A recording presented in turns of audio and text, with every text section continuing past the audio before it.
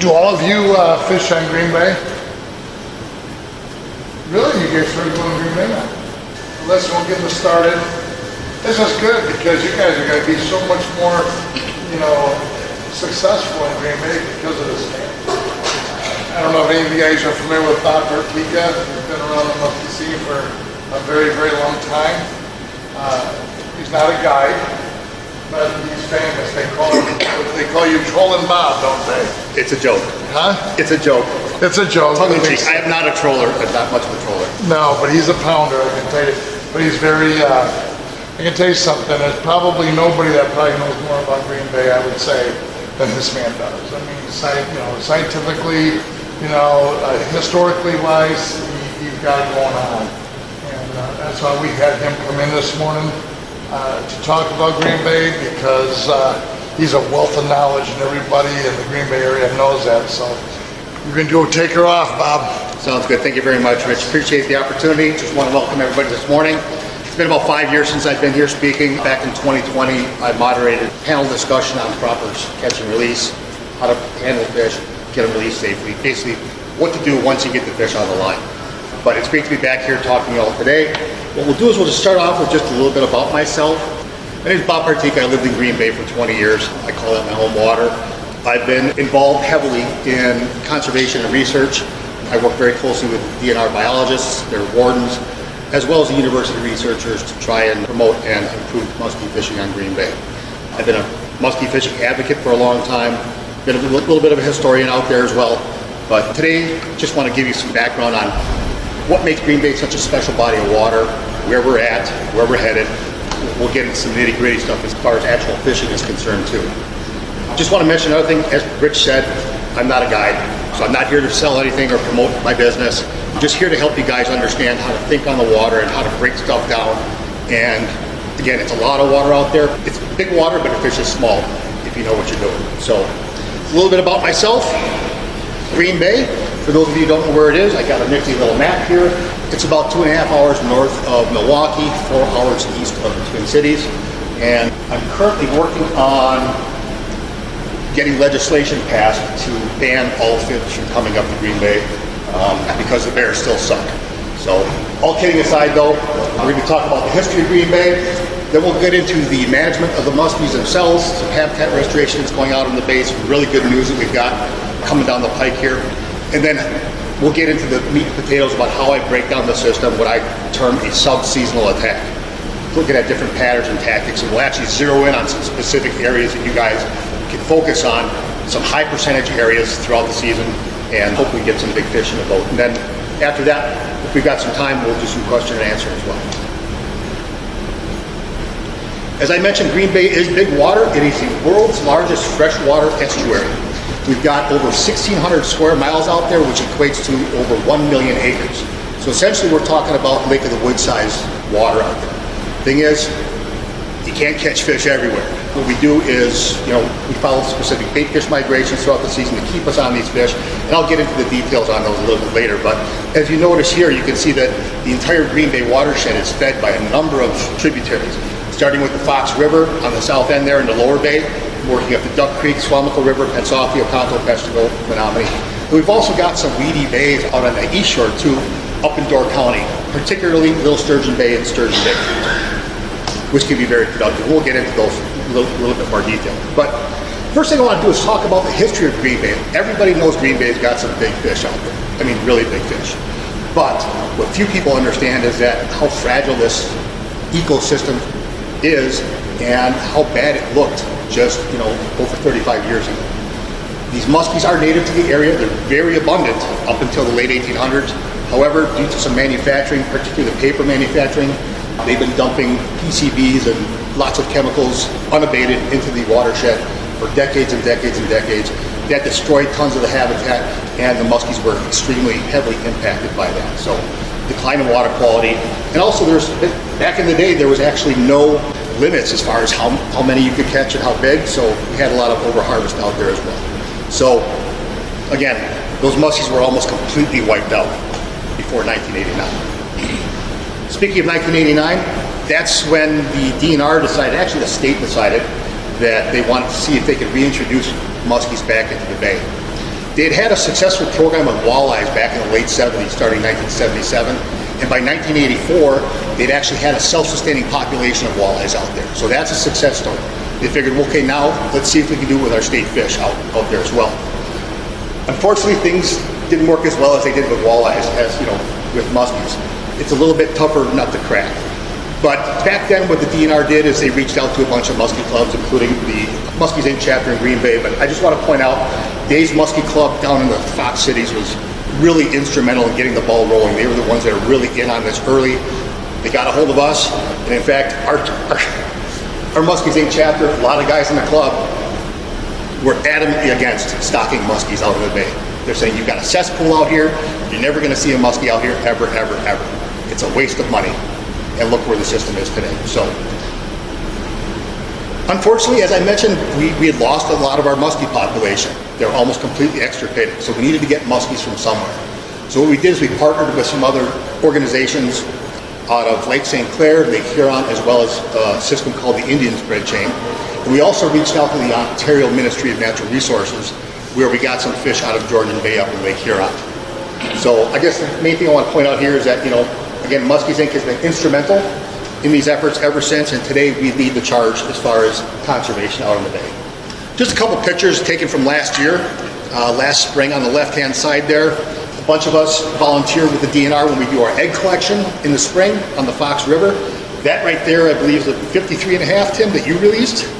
We had a 53 plus, so we actually help out. We tend to the fish after we collect the eggs and everything, make sure that they're released safely. We've got guys from our chapter. You know, we've handled a lot of fish in our day. No fish is released until it's absolutely ready to go, making sure that they all survive. So that's the egg collection on the right-hand side there. That's me with a bunch of the biologists from the DNR. I spent a couple weeks up in Door County, specifically up in Sturgeon Bay, doing some pike netting and some fish counts up there as well. So very involved in the conservation side of things. What we've got here next is just a quick video to give folks an idea of what's going on in the bay. Actually, a news piece from a couple years ago, and really does a great job of explaining everything that's involved as far as the egg collection process and what goes on out in the Green Bay every spring.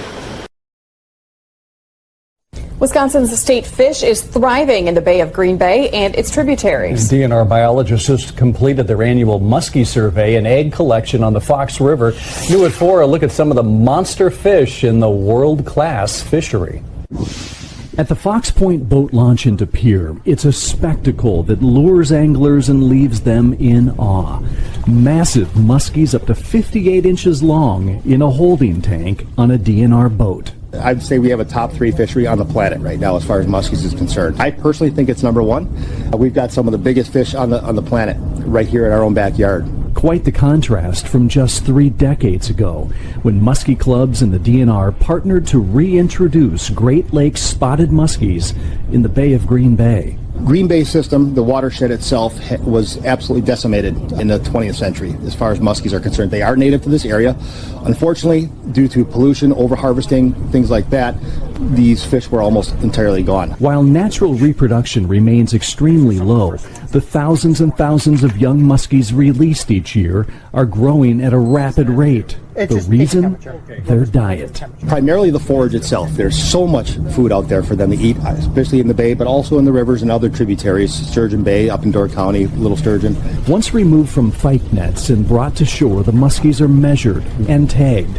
Then, before release, biologists collect eggs to fertilize and transport to a hatchery. The fish will get stocked out this fall. The majority of the fish, they'll go from the egg stage that you saw today, so they're pretty small today, and they'll be about an 11-inch fish by fall. And ready to join a population of muskies that in recent years has attracted fishermen from around the country. We're very hopeful that we've got the next world record swimming around in our backyard. And open season for musky fishing begins Memorial Day weekend. It runs through the end of the year or until ice ruins it and, you know, freezes everything over. But a lot of anglers, probably after seeing that video, was like, let's grab my rod and reel, I'm ready. That's just what I was thinking. The big ones out there somewhere, they're all after it. They are. All right, so that gives you basically an overview of what happens out there every spring that the DNR does their egg collection and their musky survey on the Fox River. Here's some of the results from last year's egg collection and pike netting survey. We've got two color bars here. The white bars are the males and the black bars are the females, just showing you the size distribution that we're seeing out in the bay. As you can see here, that year, last spring, average male was about 42 inches or so, and the average female was close to 50 inches. So we've got some pretty decent sized fish coming in our systems here. This next slide shows the average size of fish that we've been seeing year after year for the past 15 years. And what we're seeing right now, females, the thick line, solid line, almost 50 inches on average. That is an average fish that we're capturing on the Fox River every spring. Our males average almost 43 inches. So those are healthy fish anyway. This slide here just shows the stocking efforts that we've had since the very beginning, since 1989. You'll see the stocking numbers were pretty low, and then all of a sudden we had an explosion starting in 2002 through 2006. That's when a lot of those first fish that were stocked were maturing and able to produce eggs for us, so we were able to get a lot of fish there. Sadly, in 2007 through 2009, you'll see a big gap there. What happened there, we had a viral scare, viral hemorrhagic septicemia, or VHS. It was noted in the Green Bay water system, and we absolutely did not want to put any more fish in there in fear of them actually getting caught, with this disease and perishing. And because a lot of these fish are very closely related, there's not a ton of genetic diversity out there. If one dies, the entire population might go as well. So we just played it safe there. So as you can see, in 2010, we ramped things back up. 2015, you'll see a black bar there. That's where we were actually starting to exchange fish with the Michigan DNR, particularly Lake St. Clair. What we would do is we'd send them some of our fertilized eggs, and in turn, they would send us some of their fingerlings, small fingerlings, that we would bring in and overwinter. We feed them over the winter and release them the following spring, and those are typically released at about 13 plus inches, and they have a much higher survival rate. We no longer engage in that program with the DNR. The main reason for that is, again, I mentioned genetic diversity. What we want to do is get some additional diversity in the genetics, their fish plus our fish, just to make sure that, not every single fish out there is susceptible to catching some diseases. As far as the numbers that we're seeing right now, we put in, the numbers on here aren't quite accurate. We found out just recently we actually got more fish than we had anticipated this past October. We actually put in 16,919 fish throughout the Green Bay watershed in October. All in all, throughout the years, we put over almost 206,000 large fingerlings in there, in addition to the 41,500 yearlings. So all in all, we've got about 264,000 muskies out there that we've stocked since day one. That's over 250,000 muskies. So that's a lot of fish. What we see here, this is the fin clipping and pre-stocking operations that they have at the Wild Rose Hatchery. It's about an hour and a half from Green Bay. Eggs are fertilized, as Jesse Lambert mentioned on that video. They're brought to the hatchery. This is the hatchery. So I've got a video coming up here that shows you the entire process of fin clipping and how we collect the fish. And that's Jason Bregeman on the left-hand side there in the center. He's the lead biologist. He's in charge of managing all walleyes and all muskies throughout the entire Green Bay watershed. So again, in that first video, we saw what happens with the egg collection. This one, now we're going to see what happens as far as the fin clipping, hit tagging fish, and distribution throughout the entire Green Bay watershed.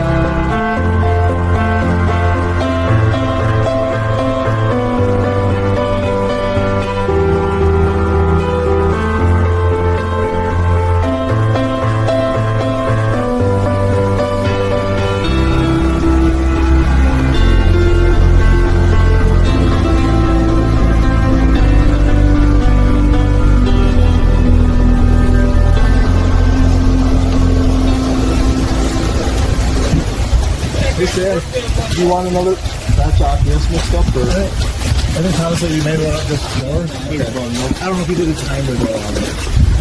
You just do one.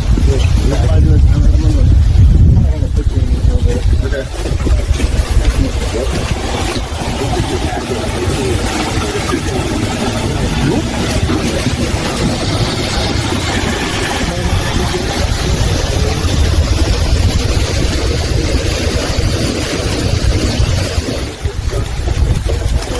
Look at that, all future 50s right there.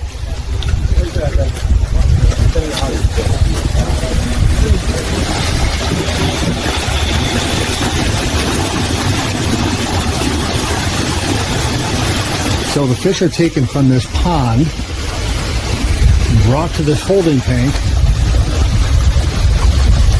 From the holding tank, they go into these bins. where they are anesthetized.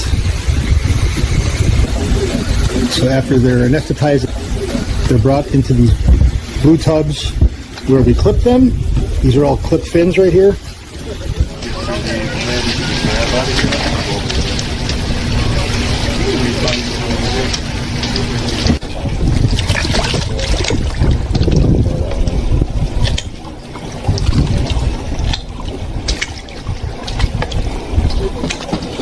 And they're put into this tank to recuperate.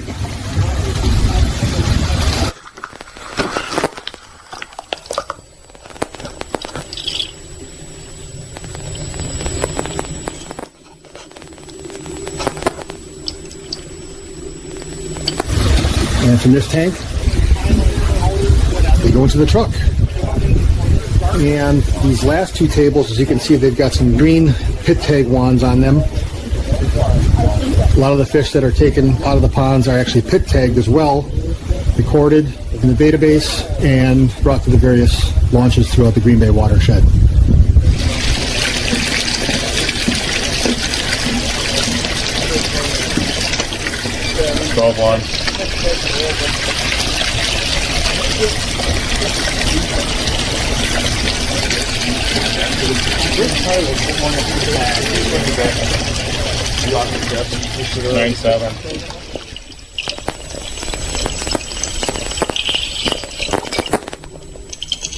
So some pretty cool stuff if you ask me. We had a blast out there. Again, as I mentioned, we fin clipped almost 17,000 fish in 2 days. We had a couple different crews that went on multiple days out there, and we're looking forward to doing that again this coming year. This map here just shows the distribution of muskies, where we're actually stocking on the bay. And you'll see that we've got, in addition to the normal stocking areas that were shown in red, we've also identified a handful of new areas that are shown in blue that are new sites that we're hopeful have the right substrate, slope, pH, weedy composition, that these fish will actually survive and produce natural offspring. So in order to do that, what we've done is for years and years, we've actually been stocking a lot in what we found out later in a lot of areas, in particular, say the Fox River, that have very, very little suitable habitat for spawning. In fact, on the Fox River, UW Stevens Point, graduate researchers did some studies out there and found that on that 7-mile stretch that runs through Green Bay from the Deep Pier Dam all the way to the mouth of the Fox River, 1.3% of that 7-mile stretch is suitable habitat for spawning. So we decided to do it instead of dumping all these fish into the areas where they're just going through the motions, they're never going to see any natural reproduction. Let's find some other areas in the bay that have more suitable habitat, start stocking out there, and see if we can kickstart this program here and get some natural reproduction out there. And if you ever catch a fish out there with a left ventral fin that's clipped, those are some of the fish that we stocked. Pit tagging. We saw briefly the pit tagging process that they do over at the hatchery. For those of you who aren't familiar with pit tags, it's an acronym that stands for Passive Integrated Transponder. And these are the same devices, the microchips that you see in a lot of household pets, dogs, cats, livestock, things like that. These are very, very important for us to get into as many fish as possible, because what this does is whenever we capture a fish, a lot of the guys in our chapter carry pit tag readers in our boats. And any fish we catch, we'll scan that fish to see if it had a pit tag in it. I've got a great slide coming up after this to show you the type of information we get. But it helps us identify, number one, if this fish has been caught before, now we can see how much it's grown since last time. Also, it'll tell us if it has moved throughout the watershed. If it was caught in one spot before, now it's caught someplace else, okay, now we know that there's some migration out there. And another thing too is that more than 75% of these fish return back to the areas to spawn where they were actually stocked. So it's called spawn site fidelity. So one of the things in regard to this is that just last spring, we had a handful of guys in our chapter, including Joel McClung here, who was a captain on the bay, get actually trained by the DNR and registered with the state in order to put pit tags in fish that they capture out there with clients. So we're actually going to be increasing that number this year. We're going to see if we can get some more folks to do that, reaching out to a lot of guides that are going to help us out. Just this past year alone, with just 4 people, we had nearly 200 fish tagged by those 4 guys that were not tagged before. So that's a lot of great information for the DNR. This next picture here, you can see on the lower left-hand side that those are the pit tag readers that we use, just scanners. They're about $110 on Amazon. And the fish above that, that's a 49-incher that we captured a couple years back. So what we did is we scanned it, found that it did have a pit tag. So what we do is we take the pit tag number, the size, and the location where it was caught, and send that out to the DNR. The DNR in turn gets back to us and says, hey, guess what? This fish was encountered twice before. Not just in 2023, but the first time was in 2010. It was almost 46 inches back then, 49 now. The second time was 6 years later, and it was 48 inches. So between 2016 and 2023, it grew 1 inch. That's not a lot of growth.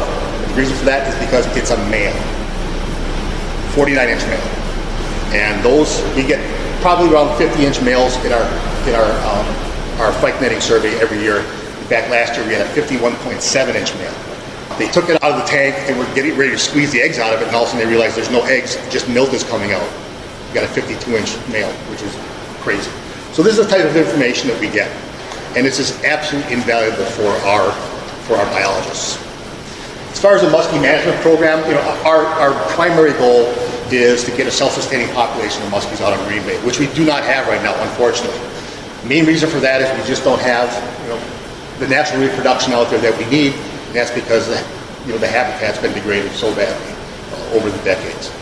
There's some other research and stocking efforts that are going on right now as well. UW Stevens Point, they had their graduate researchers back in 2017 and 18, captured 60 fish with the help of a lot of guides out there and put radio transmitters in them. So we're following them out throughout the bay, seeing where they're going. The main thing we want to find is where they're going in the springtime and spawning. So then they go in there, another graduate student from 2019 to 2020 went in and followed these fish all around the bay, and they're looking for where these eggs are deposited and fertilized, and see if they can find some evidence of live fish being born. So, we're hopeful there. And then one last thing is, you saw a lot of the Titletown folks were volunteering for the fin clipping, we volunteer for the egg collection, but we also funded some increased stocking output at the Wild Rose Hatchery. We got some additional tanks to rear some fish. They initially had 10 tanks there. We helped get them, a dozen new ones. So unfortunately, most of those are dedicated towards walleyes and sturgeon, but we've actually increased the amount of tank space that we got from muskies exponentially. So that's a positive. As I mentioned, the tragic history of the bay as far as pollution and things like that. Back in 1972, some of you older folks might have heard of the Clean Water Act. Well, as part of that, they reached out to a lot of these paper manufacturers and said, hey, listen, you guys mess this stuff up, you need to fork out some money and help us get this stuff cleaned up. So what happened was we had a 15-year project which turned out to be the world's largest PCB removal project in history. $1.2 billion. What they did is they dredged the bottom, removed some harmful chemicals, in particular PCBs that are used in the paper manufacturing. Then after they dredged the whole thing, they started to establish some additional structure out there and cover. They're putting some woody structure out there, rock bars, gravel beds, and we're actually starting to see some weedy habitat reemerge out there. So it's good news for the Fox River, because quite frankly, back in the day, it was pretty much a cesspool. On the DNR side of things, they've got a lot of great things going on right now as well. They've got some projects as far as habitat restoration on the bay, particularly the lower bay and into the Fox River. So what they're doing is they're going to reestablish some marshland out there that used to be there, that isn't any longer, and that's going to benefit the entire ecosystem, all species, not just muskies. So that said, as far as where we're at right now, the future looks pretty bright for muskies on Green Bay, so long as we continue to push forward in the vein that we're going. All right, let's talk some fishing now. Enough about the history. Name of the game out there, like I said, it's big water, but it fishes small if you know what you're doing. Our job out there as anglers is to take this big water and shrink it. And we do that by eliminating as much non-productive water as possible. And how we do that is understanding the muskie migrations throughout the entire watershed throughout the season. And that muskie migration is based solely on weed growth and baitfish migrations. So we're able to follow those baitfish migrations. They dictate when we fish, how we fish, and where we fish. Another thing we have to deal with out there as well is from 2015 to 2019, we had record high water levels out of Green Bay.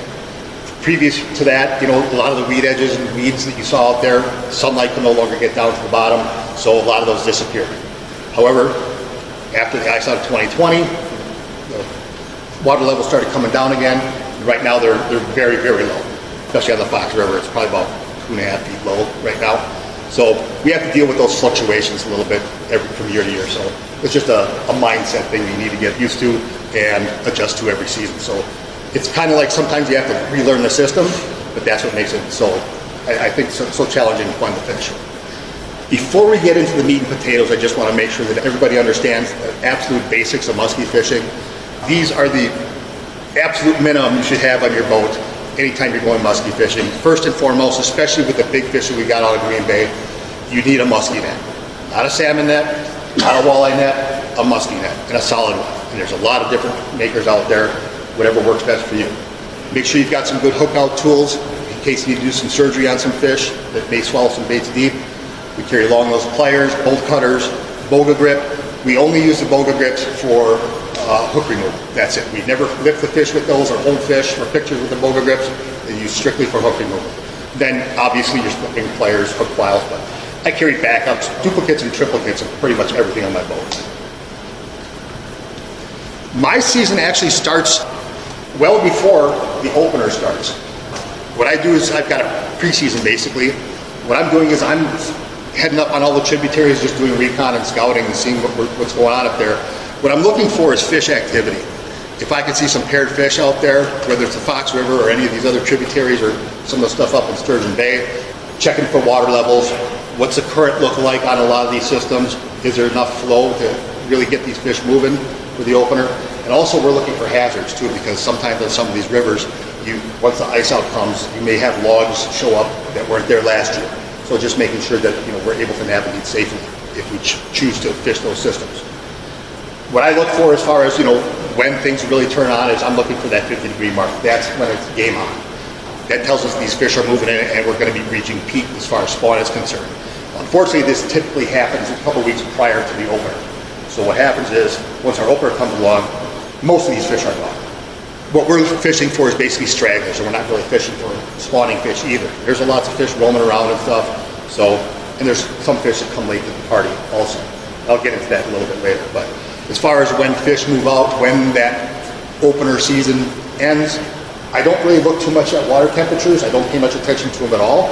You may have some years where water temps are in the upper 60s, lower 70s. Most people think, hey, these fish are gone. Not necessarily so all the time. There are certain environmental cues that we look at. We're looking for specific types of foliage that's blooming or blossoming at specific times. We've been following this and monitoring it for the past 12 years and found out that they coincide almost year after year after year. So that's basically what I'm looking for. I'm just trying to pay attention to Mother Nature to tell me when these fish are gone. So we'll get into the actual fishing. How I break things down, again, it is a sub-seasonal attack. I break it down into 3 individual sub-seasons. First one is opener. That's from Memorial Day weekend. It typically lasts till early to mid-June. It's usually a couple-week period. And what we're doing there is we're focusing primarily on tributaries. Second sub-season is a summer casting bite. The peak for that is August to maybe late September. And where we're focusing there is on the west shore shoals and weedy areas. We've got a lot of good weed beds up on that west side that attract a lot of bait fish and therefore a lot of muskies. And then we transition into that third sub-season, which is the fall trolling bite. And that lasts from mid to late September all the way up to ice up or the end of the season, whichever comes first. And what we're focusing on there is these fish slide off of these shoals and weedy areas once the shad start moving down, and I'll get into this a little bit later. So we're focusing on that west shore stuff all the way down into Lower Bay and even into the Fox River. So we'll start with the first sub-season, the opener. This picture here is from a few years back. A buddy of mine and I were out there. As you can see, we got some of our best friends right around us. This is during the high water. Everybody's pounding those shorelines. We decided get away from the crowds, to slide out a little bit, and there's fish everywhere. So you don't necessarily have to pound the shorelines. But one thing I want to point out though is it can get very, very busy out there, and you can get frustrated. There are some knob shines out there that might cut you off or what have you, but try to exercise patience, common courtesy, and do what you can to help your fellow anglers out there, and things will be good for everybody. What I'm going to focus on here is the Fox River. As I mentioned, there's tons of tributaries as well as some bays up in Door County, but the reason I want to focus on the Fox is because that is the most heavily stocked tributary throughout the entire Green Bay watershed throughout its history. So that's where we're seeing the most muskies return there every spring to spawn. Again, over 75% of the fish return to spawn in the areas where they were stocked. So we're seeing the highest concentrations of fish here. And it's a 7-mile stretch, and there's plenty of room for everybody. So, as far as the opener is concerned, Fox River, it is a 7-mile stretch that extends from the De Pere Dam all the way up to the mouth of the bay. It flows south to north into the bay. And as far as the actual spawn process itself, what I want to communicate and kind of drive home here is that the spawn is not an event. It is a process. Fish don't care if it's Memorial Day weekend. If we've got an early spring and we're a couple weeks early, and most of the spawn is done, there's not a lot of fish around, and by the time the opener comes, it's slim pickings for everybody. So fish are looking at, obviously, water temperature for when they slide in. They're looking at photo period, the length of daylight they've got, as well as maturation level of their eggs. A lot of these fish will come in with, their bellies will be rock hard with eggs. They'll just swim around until they soften up and they're ready to drop. One other thing about this is that there are times where we will have a multiple fish day in the opener, and you'll catch one fish that is just beat up with spawn scars all over the place, and then later you catch another fish that's clean as a whistle, not a mark on it. What that's telling us is that one fish is moving out and this other fish is moving in. So these fish will come in waves. They don't all push in at once and then slide out at once. So you've got different waves of fish coming in. They may be coming up from Chambers Island to go back to where they were stocked. So, and that's way up north in the bay.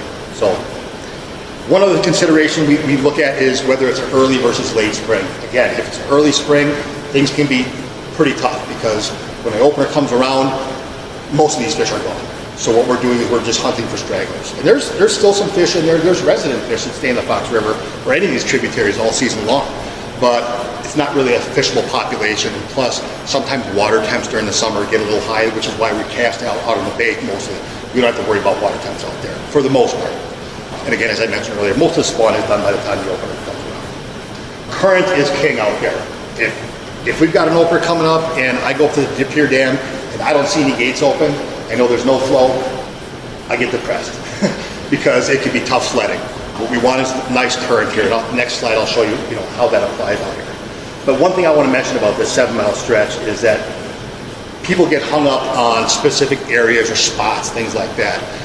Obviously there are areas where fish concentrate more heavily than others, but there's not a single spot on this 7-mile stretch where you cannot catch a muskie.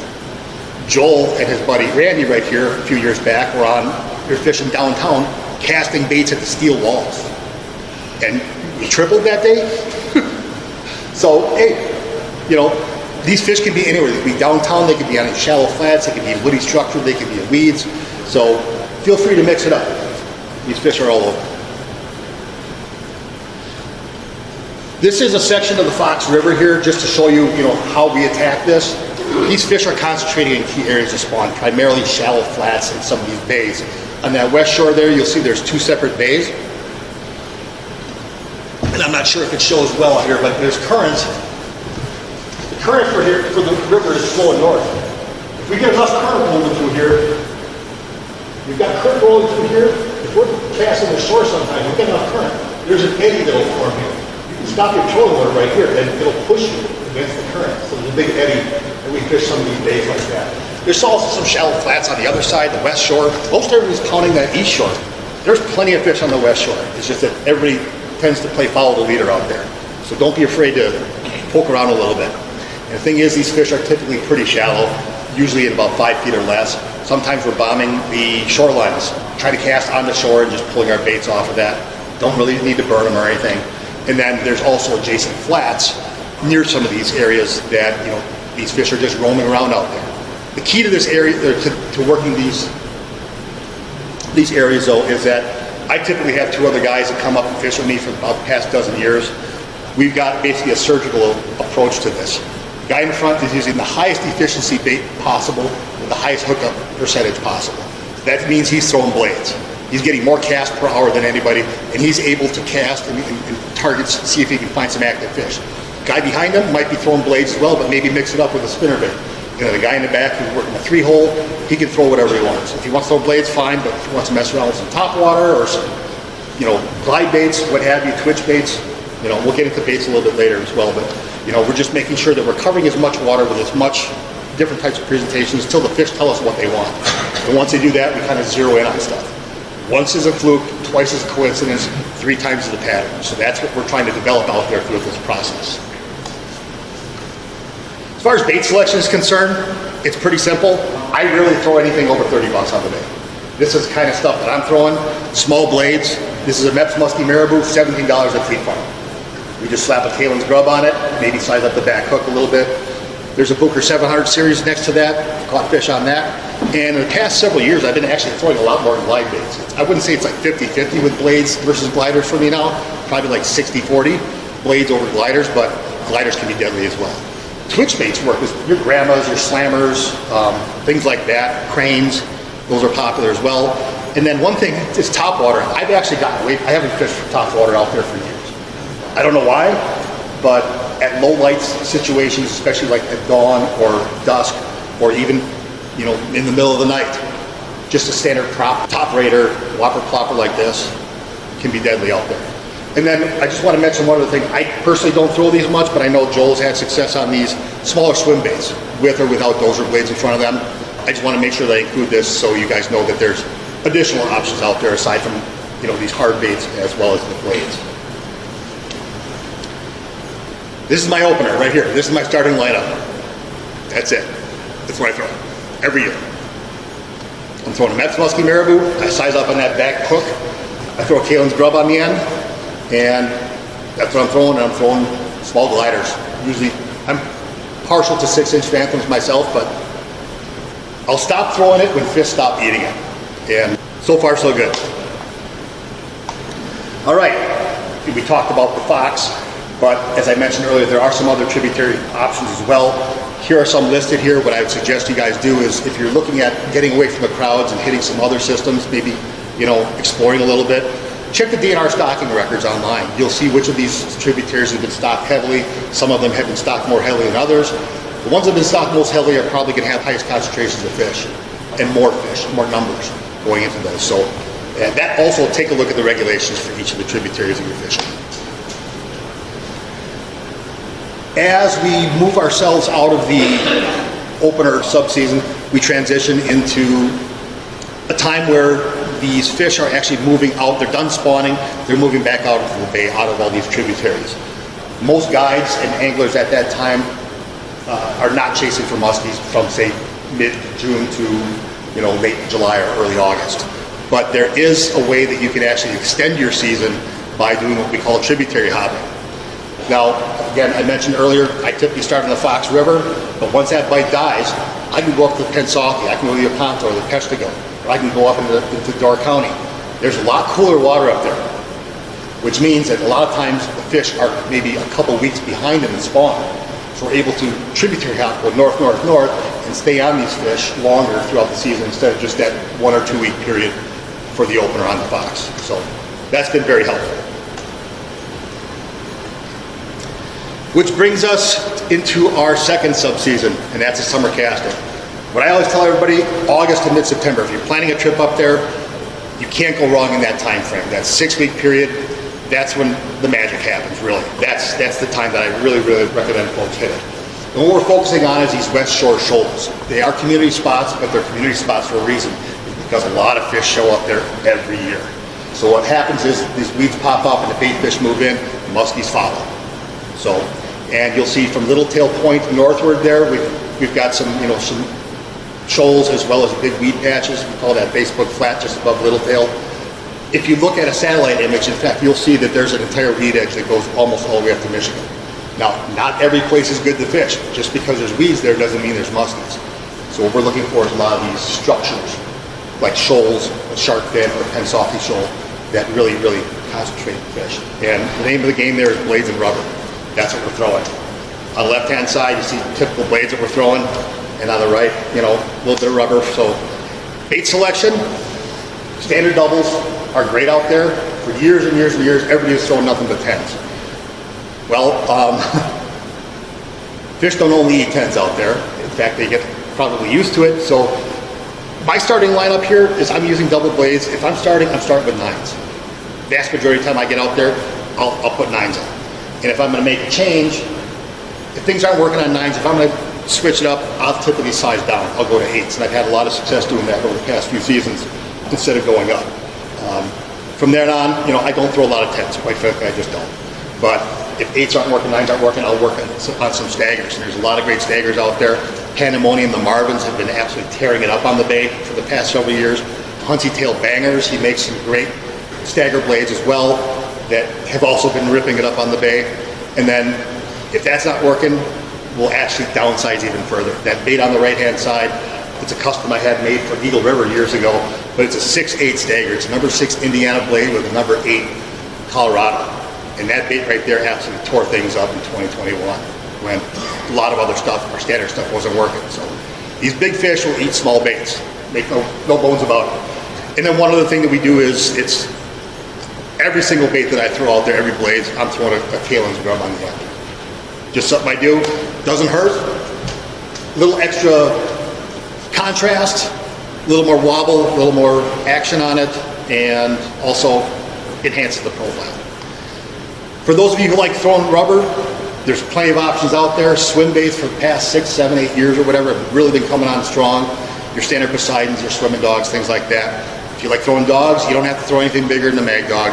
In fact, pounders, I don't know anybody who's throwing pounders out there. You can catch fish on pounders, but why beat yourself up, quite frankly. Jeff Van Remortel, a buddy of mine, actually tore it up on pit bulls last year. I haven't had a chance to throw them much, but they've been very, very successful out there. And then you've got your other stuff like your regular Medusas. You don't need to go up to Husky Medusas. But when I'm throwing rubber out there, my go-to is I love throwing tubes. I've been throwing them out there probably since about 2013 or 14, and done pretty well on those. That's typically what I'm reaching for first if I'm thinking rubber. That's just a personal preference. You can throw whatever you want, but I'm using the standard 10-inch monster tube with a medium harness. Don't want it drop too quickly, don't want it too high in the water column either. You want that stuff popping through the weeds and things like that.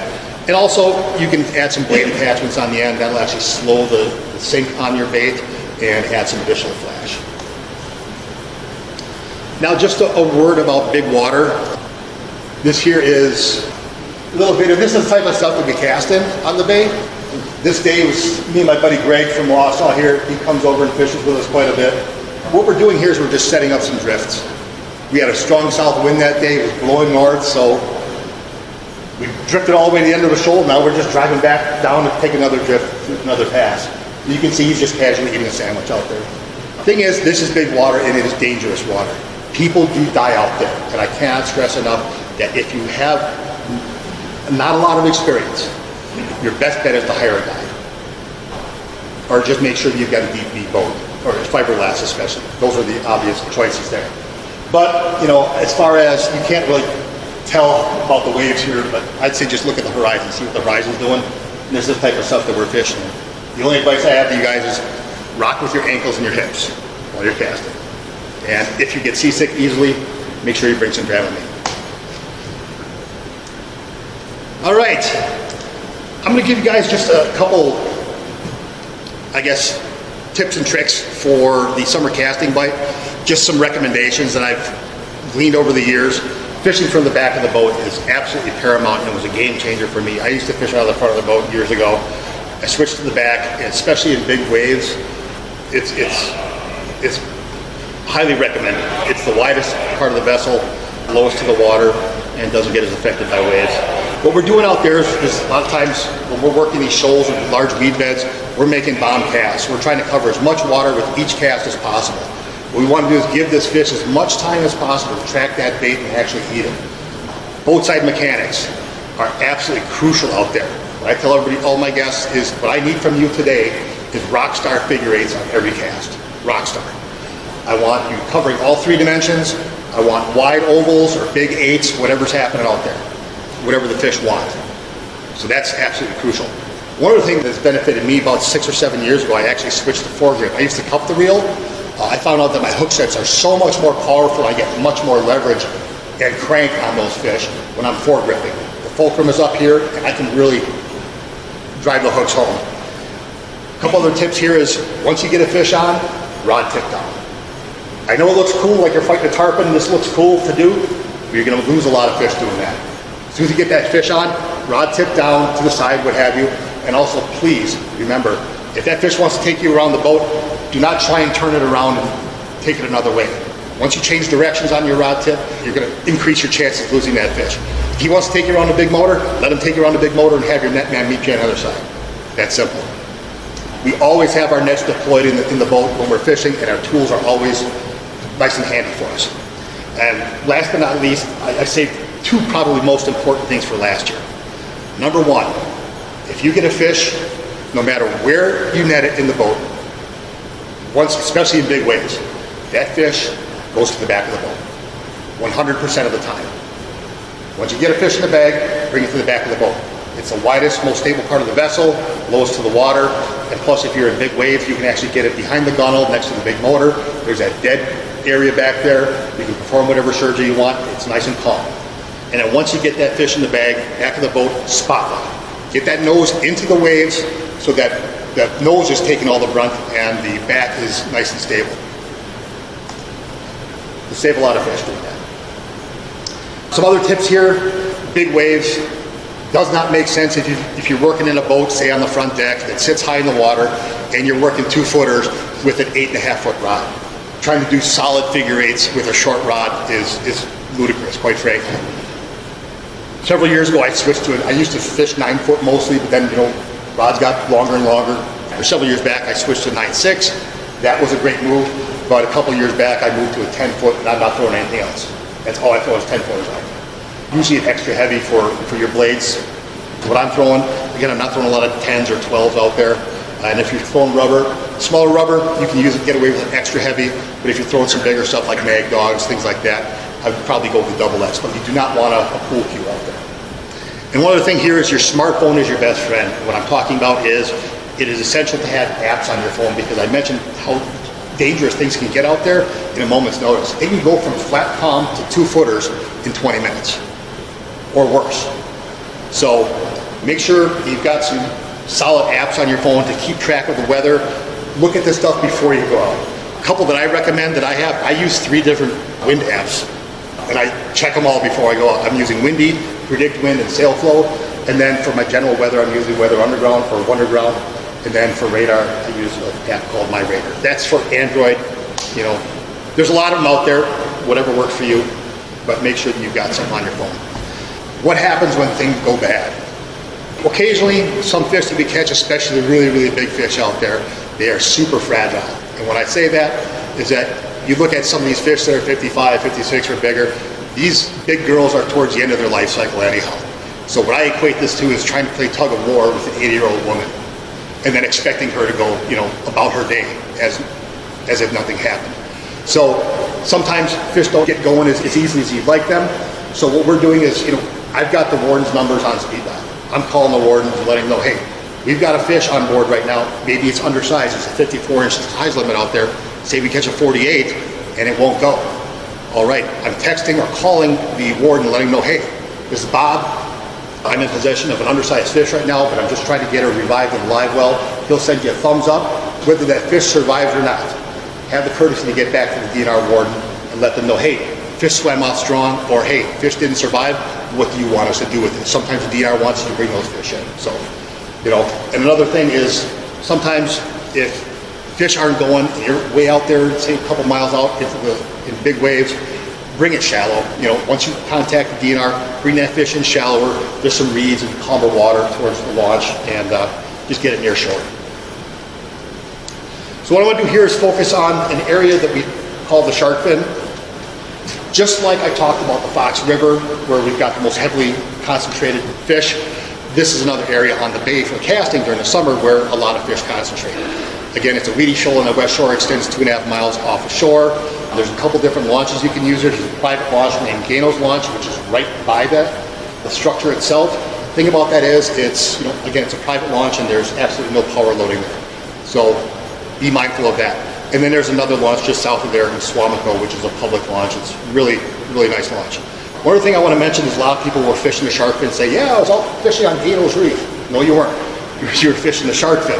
Gano's Reef is actually 2 miles south, and there's a big rock structure out there that is an absolute lower unit record. And especially with the lower water now, make sure that you've got that on your maps, your graphing, and make sure that you avoid that at all costs. So let's break down the shark fin a little bit. As I mentioned, it goes 2.5 miles out into the bay. It's a big structure out there, and what we've got on there is weeds. It's pretty shallow, most of it, and then we've got a couple different areas there. Again, Dino's launch is right nearby, and the thing I want to mention here is this green line here basically outlines the weed edge that we see out there where the thicker weeds are all inside of that. A lot of guys, as soon as they leave Gano's launch, they look out, they see 20 boats out there, way out there, and they want to go join them. You don't necessarily have to do that. You can actually, as soon as you leave the launch, go a couple hundred yards to the northeast and find out where the weed edge starts and just work your way out. We've done that plenty of times and had a lot of success there, avoiding the crowds and working along some good stuff as far as cover is concerned. And if things do get busy out there, I just want to point this out as far as breaking this down even further as how many options you actually have on this one piece of structure. If everybody's working the outside here, you can move up top. We see up here, you've got sparse weed patches up here. Once it gets shallower, weeds get a lot thicker. There's some junk weed in there too. But if guys are out here, move up here. If guys are all working this, maybe work the armpit down this drag strip. This area right here, you've got weeds 8 to 10 feet, sporadic, but you can work that off the structure. And if everything's busy, I've got no issues. If nothing's working out there, I've got no issues working off the tip here. It's got an 11-foot edge right there, and it drops almost straight down into 24 feet. If I go out there and I see that there's bait out there, bait balls, and some arcs underneath there, those are probably muskies. Muskies will go out there and stage before they move up and off the shoals. So I'll just get in 11 feet of water and cast out. Or I'll go in 25 feet of water and cast in onto that break and hop rubber down. So you've got plenty of options out there. So don't get frustrated or anything. If you see a ton of boats out there, there's plenty of stuff that you can work. All right, so after the summer casting bite, there's another transition period. And that typically starts around mid to late September. And during that time, what we're doing is we're working our way north down to the lower bay. What we're looking for primarily is bait fish migrations. There's two primary ones that happen at this time. You've got your shad that move down from north to south. They're heading down to spawn in the Fox River in October. You've also got some whitefish that come down in October that want to spawn in the Fox in November. So you got these different waves of bait fish coming down.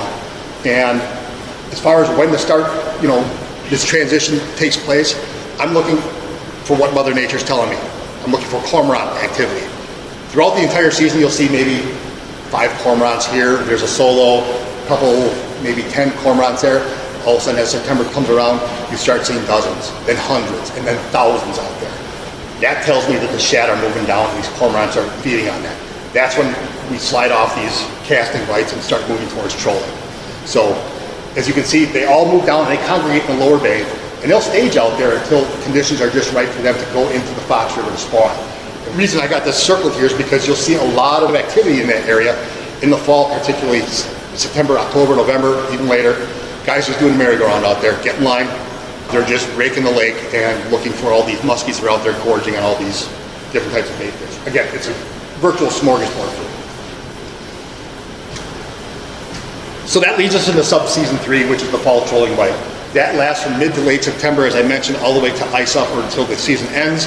Fish are sliding off these shoals and the weeds and onto these adjacent breaks. And we're typically working probably 7 to 12 feet of water on average. And again, we're transitioning from north to south. Guys are typically running a lot of planer boards out there. Sometimes they'll have some down rods or some baits in a prop wash. But one thing, as I mentioned, I'm not much of a troller. I've done plenty of it, but I just really prefer to cast. But I cannot recommend highly enough is go to the Titletown Muskies Inc. YouTube channel. We've got a presentation there. There was actually a panel discussion that was conducted about a year and a half or so ago with some of the best trollers on the planet that are members of the Titletown Muskies Inc. Our president moderated the discussion with that, peppered them with questions, and they were spilling their beans, spilling their guts. Here's what I'm using, here's what I'm throwing, here's my setups, here's how I rig this, here's how I do that, here's how I think about transitioning some other baits. So, tactics, tips like that, it's absolutely essential information. I cannot recommend that highly enough. Please take a look at that. As far as bait selection is concerned, some guys are trolling blades out there, spanky double A's work great. But as far as the king of the baits on the bay, super shads. We call them stupid shads because they're so stupid that these fish keep eating these small baits all the time. And they come in a variety of, manufacturers. Obviously your Rapalas, Tyrant Tackle makes one called the Raz Shad. Tackle Industries has their version as well. And then there's some other options as well. that are in the general, we'll say, size profile. Your death raters, mollies, you probably don't want to go any smaller than like a baby death rater. We've caught fish on them before, but typically in that 5 to 7 inch range. One other thing too is we get 3 lines per person on the bay. Do not be afraid to mix things up. If something's not working, say you're pulling a train of stupid shad behind the boat and nothing's working, throw on a wandering bait out there. Something as a wild card, just to see if you can get something going. Great examples of these are the trucker lures. He's here at the expo. J-bows are another example. They're basically mini headlocks. They'll move and then all of a sudden they'll kick off to the right. Then they'll wobble, kick off to the left, then the left again, then right. Typically the fish on Green Bay don't want that. They don't like that. They want a nice tight wobble, which is why these shad style baits work so great and everybody's catching fish on them. But if that's not working, don't be afraid to throw something else out there. And another great example there is a shallow invader. It's got a very violent wobble to it. Doesn't have the wander to it, but it's got a very violent shimmy to it, and that can sometimes get fish's attention. So that's pretty much it. That's how I break the system down into my sub-seasonal attack. If anybody wants to get a hold of me, I'm always more than happy to help folks out, particularly other Muskies Inc. members. Probably Facebook Messenger is probably the best way to get a hold of me, or email. I'm always happy to help folks out, tell them what's going on in the bay. Here's what I'm seeing, here's what I'm hearing, here's what's working, here's what's not working. I'm talking to dozens and dozens of people throughout the year, every year, about stuff like that. So again, always happy to help people out. So that said, pretty much all I got. If there's any questions, I'd be happy to address them now. Yes? When you talk about catching a fish, you say catching them from the boat, you bring some back to the boat, assuming obviously you don't want to keep that fish in the water. Absolutely, yes, sorry. Excellent point. That net is still in the water, just so everybody understands. And then once you get it there, obviously getting the hooks out as quick as possible. That's priority number 1. Safety of the fish. From that point, how you go about it, once the hooks are out, the fish is there, where do you go, what do you do from there, as far as obviously looking at pictures and making sure you're set up for the pictures and measuring before getting that fish out. Absolutely. If we've got multiple people in the boat, while one guy's getting the fish unhooked or what have you in the net, other guys already know in my boat. They know what they should be doing. They know that they should be getting their cameras ready. Another guy should be getting the bump board. Another guy maybe getting me the bolt cutters. Again, I typically have them handy right where I perform most of the activities as far as hook removal. And also, once that's done, we get the fish measured. Okay, a couple hero shots, bam, in the water. And that fish should not be out of the water any longer. You can hold your breath. It's a pretty well-oiled machine with the guys that I fish with most of the time. But if we got some newbies, I always typically make sure that they understand that, hey, there's a certain protocol that needs to be followed in order to get these fish back into the water as quickly as possible. Sure, we'll get you your hero shots and everything, but we need to be mindful of the fish's safety. That's paramount. That's our first and foremost. Being prepared. Yeah, being prepared. Yeah, having everything ready to go. Again, also our pit tag readers, have that nice and handy. Yes. I've got a few questions. I know it's late June, July. Nothing is too hot. There is somewhat of a myth on Green Bay that these fish go out and scatter and nobody can find them. It's a ghost town out there. I can count on one hand guides, including Joel McClung here, that will take you out in late June, mid-June. He's on that bite. But most of the other guys are out there and they're chasing smallmouth or walleyes at that time, because those are really popping at that time too. But there, as I mentioned, you can tributary hop to extend that period into sometimes late June, up on that west shore, or you can even go up into the Door County area and there's fish holding up there all year long. So you've got some options out there. Once the tributaries clear out, there's other options you can use throughout the day. Any other questions? Yes? When you're adding the kilo grub to the bucktails, you put the hook instead of all the way through? Yes. I actually got a video on my YouTube channel called How to Unsump Your Bucktail. And what I do is I typically take the bucktail, they've got that shrink tubing over the split ring that attaches the back hook. I slice that off, and I take the shaft and I run it through the kaolin to the neck of the grub, the rib section. Run that through, and then I'll swap out Typically there's a number 7 split ring on most bucktails. I'll swap it out for a number 6, one size smaller. The reason I do that is because number 7 can sometimes split. It's too wide. And a number 5, once I put the split ring on the grub on there, I cinch the grub up over the split ring all the way up to the egg sinker. So it essentially serves the same purpose as having shrink tubing to keep that back hook out, but now the shaft of the grub is keeping that back hook out. And if I use too small of a split ring on that, that grub can slide up and over it sometimes and slide off. So it's just a number 6 split ring is what I use. Tire and tackles, the number 6s that I use. Yep. And I put those grubs on all my baits. 100% of my blades have grubs on them. There's a lot of guides out there too that everything in their boat, they've got white grubs on. Whether it actually does something, you know, again, gives a little extra thump. And again, I'm using the Kaelin's Octagon. I'm like, even on some smaller baits. That gives a lot of thump. And especially on those Musky marabous, you'll see that the bait will hump through the water, just how violently that tail is kicking. And that really gets a lot of fish going. Yes? You had a muskie just completely inhale all over.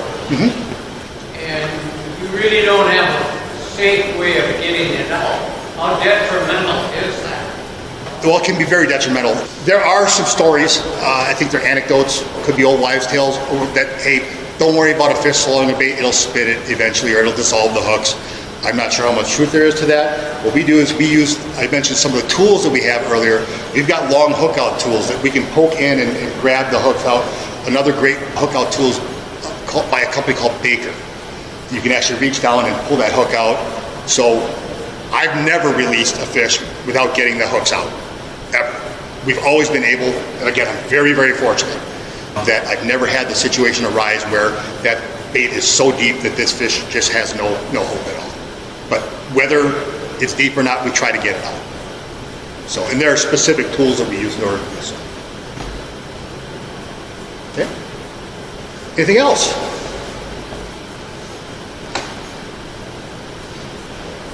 Ran a couple minutes over. But just, take care, everybody. Appreciate it.